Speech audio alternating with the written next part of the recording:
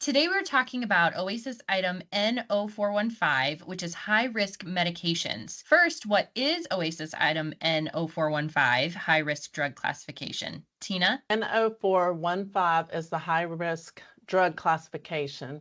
It is a new item that was introduced with the release of Oasis E. This item focuses on identifying patients taking medications from 6 high-risk drug classes and documenting their indications for use.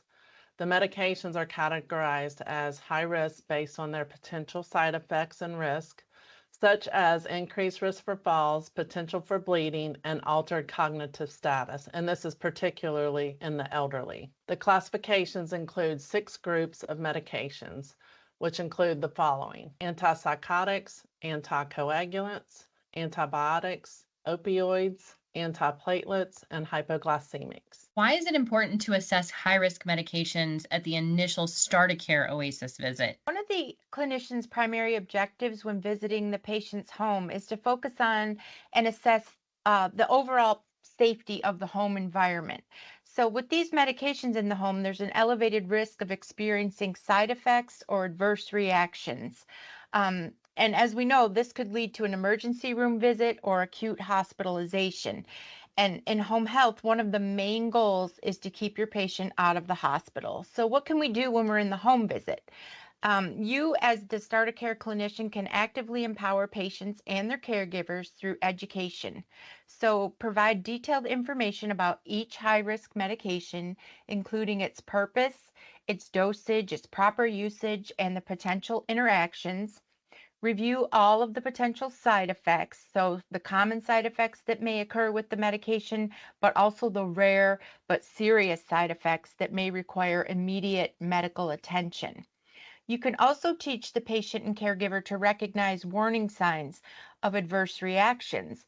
These kind of things may be changes in physical symptoms, alterations in the patient's mental state or behavior, or some sort of unexpected response to the medication. It's important to develop an action plan. So work with the patient and caregiver and create a clear action plan for responding to potential side effects or adverse reactions. You should include steps to take for minor side effects and then circumstances that warrant contacting a healthcare provider and even situations that require immediate medical attention or emergency treatment. By implementing this comprehensive educational approach, you will enhance patient safety, promote medication adherence, and empower the patient and caregivers to be active participants in the care process. I understand there are 6 categories of high risk meds in the Oasis assessment. Tina, can you tell us about the first 3? The first one I want to talk about are opioids. You're going to code opioids such as Tramadol, Oxycontin, hydrocodone, morphine, and Percocet. And you're going to code these whether they're taken PRN or as needed or if they're scheduled. Opioids are primarily prescribed for pain management, but they also have some other medical uses as well. Here are some of the main reasons opioids are prescribed, and that's for moderate to severe pain, including acute pain following a surgery or an injury, chronic pain conditions such as osteoarthritis, cancer-related pain, and end-of-life management. Opioids can also be used for cough suppression. Opioids such as codeine are used to treat severe coughing. Some opioids are prescribed to treat chronic diarrhea and irritable bowel syndrome, also known as IBS. They can also be used for medication assistant treatment. Methadone is prescribed to treat addiction to other opioids. The next one I want to talk about are antiplatelets, and these are prescribed for several cardiovascular conditions and situations where there's an increased risk of blood clots, including treatment of coronary artery disease, peripheral artery disease, peripheral vascular disease, stroke, and heart attack prevention, and also following surgeries where stents, valves, or prosthetic grafts were placed. Some common antiplatelet medications are aspirin and Plavix. You also want to consider combination codes. Percodone is a combination medication, which is oxycodone and aspirin. This would be classified as both, so you would want to check both opioid and antiplatelet in N0415 to capture this medication. Lastly, I'm going to talk about hypoglycemics.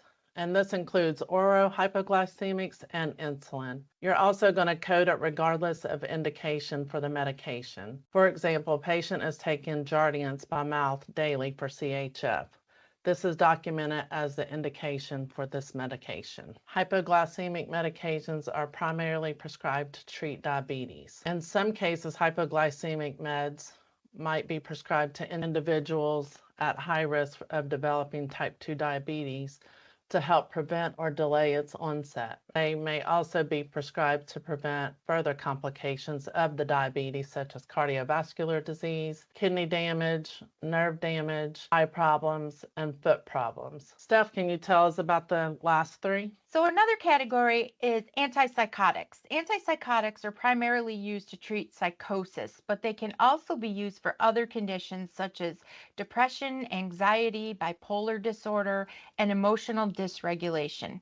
Common side effects of these drugs include drowsiness, weight gain, and increased risk of diabetes. More serious side effects can include tardive dyskinesia, a movement disorder, and increased risk of stroke in older adults.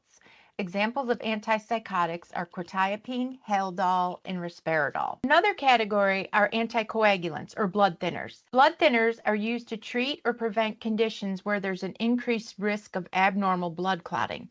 All anticoagulants increase the risk of bleeding, which can be life-threatening in some cases.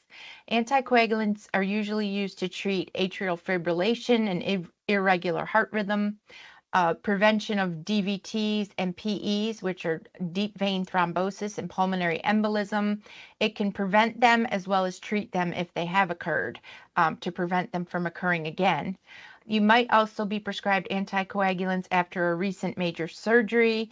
They're used short-term after procedures such as a hip or knee replacement to prevent clots while their mobility is limited. These anticoagulants are also used in stroke prevention. Examples of anticoagulants include Coumadin or warfarin, Eliquis, and Xarelto. The last one in this category are antibiotics. Antibiotics are medications used to treat bacterial infections.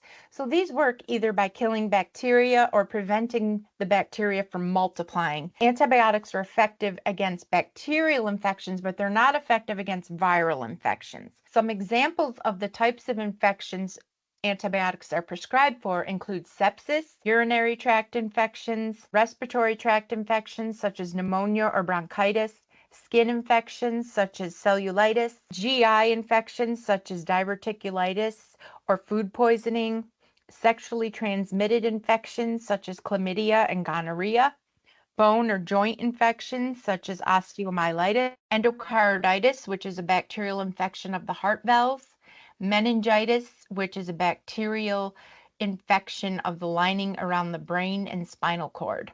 Some examples of antibiotics include doxycycline, penicillin, and azithromycin. What are some other important tips to remember when completing this Oasis item? Some important things you want to remember is that you want to indicate the medication even if not taken on the day of assessment. You also want to code the medications according to the medication's therapeutic category and or their classification, regardless of why the patient is taking it. For example, the scenario I mentioned above, Jardiance is typically used to prevent hyperglycemia in a diabetic patient. However, Jardiance may also be prescribed to treat CHF or heart failure in a patient without diabetes. In this case, the hypoglycemic should be noted as a high-risk medication, and the indication would be for the congestive heart failure. And then when you're thinking about the indications, you want to remember that CMS does not provide an exhaustive list of examples for determining the source of the documented patient-specific indication. In other words, you can use all available resources along with clinical judgment to determine if the scenario you suggest meets the criteria for the patient-specific indication. Some of these sources include medical records received from facilities such as the H&P and the discharge summary. And you can also use discussions, which includes those with the acute care hospital, other staff members, clinicians, the patient, and even the patient's family or significant other. And lastly, you want to consider if a patient is taking 2 or more medications from the same high-risk drug class, such as opioids, You must have documented indications for both to check response yes. If only one indication was noted, you would have to select no. So remember, all newly prescribed medications should be included in the high-risk medication assessment, even if the medication hasn't been picked up from the pharmacy yet and the patient has yet to take their first dose. Also remember to include as needed or PRN medications when completing this Oasis item. If a medication has been ordered by the physician as part of the patient's medication regimen, it must be included. And remember, when completing this item in the Oasis, include any and all high-risk medications. Account for medications that are administered by any route, including oral tablets or liquids, injections, transdermal patches, inhalers or nebulizers, or even suppositories. And remember to include meds that are administered in any setting. So if the med is administered outside the home, say it's administered at the doctor's office or at a dialysis center or infusion center, you still need to capture the medication for this item on the Oasis.